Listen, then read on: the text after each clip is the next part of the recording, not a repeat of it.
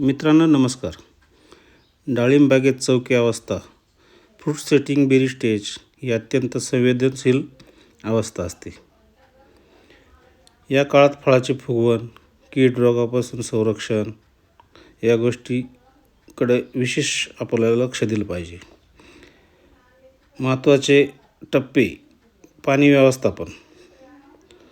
चौकी अवस्थेनंतर फळाची वाढ वेगाने होण्यासाठी या काळात पाण्याचा ताणही पडू देऊ नका आणि पाणी जास्तही झालं नाही पाहिजे.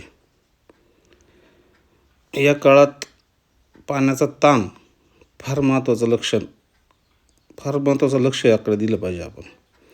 अन्यथा फळं मादी फळ हे गळणे, नर फूल जास्त निघणे याचं प्रमाण जास्त वाढतं.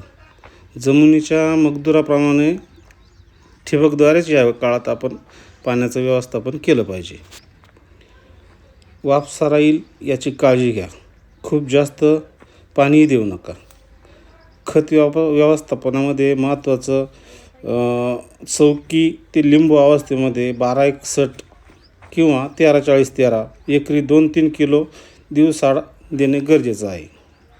कॅल्शियम आणि बोरॉन फळाची वाढ लवकर लवचिक आणि फळे तडकणे पुढील काळात यावर त्याचा परिणाम होत नाही. आणि शक्यतो कॅल्शियम नायट्रेट 5 किलो आणि बोरॉन 500 ग्रॅम प्रति एकरी ड्रिपने देणं या अवस्थेत गरजेचं आहे. फळाचा आकार वाढण्यासाठी 52-34 खताचा वापर एकदा फळ सेट झालं की मग आपण सुरू करू शकतो. त्यासाठी 052-34 5 किलो प्रति एकरी असं 3 वेळा विभागून देणं गरजेचं आहे.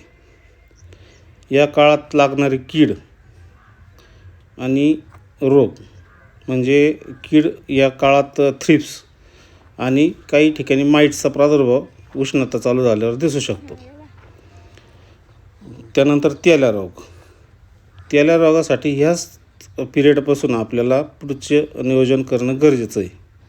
ते असं की त्यामध्ये कॉपर ऑक्सिक्लोराईड 200 लिटरला 500 ग्रॅम आणि स्ट्रेप्टोसायक्लिन 200 लिटरला 4 पुड्या 100 ग्रॅमच्या 25 ग्रॅमच्या पुड्या असतात त्या 4 पुड्या घेऊन या काळात 2-3 फवारण्या आपल्याला करणं गरजेचं आहे. धन्यवाद मित्रांनो. असेच व्हिडिओ येत राहतील. काही नवीन माहिती तुमच्याकडे तर असेल तर कमेंटमध्ये जरूर सांगा.